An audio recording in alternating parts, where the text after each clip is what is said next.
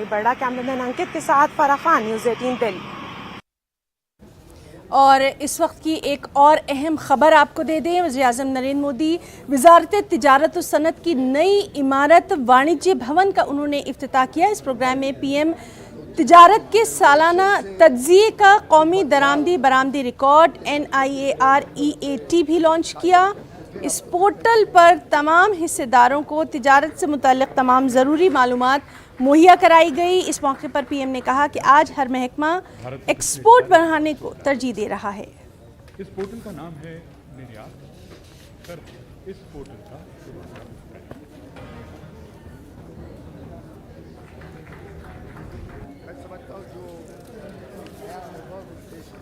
नए भारत में citizen centric governance के जिस सफर पर देश बीते 8 वर्षों से चल रहा है, आज उस दिशा में एक और महत्वपूर्ण कदम उठाया गया है। देश को आज नया और आधुनिक वाणिज्य भवन और साथ ही निर्यात पोर्टल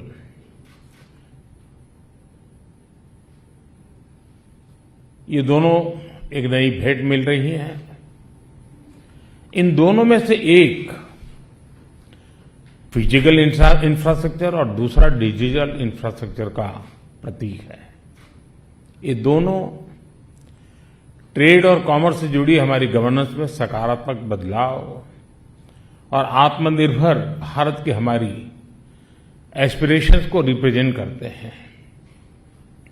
आप सभी को,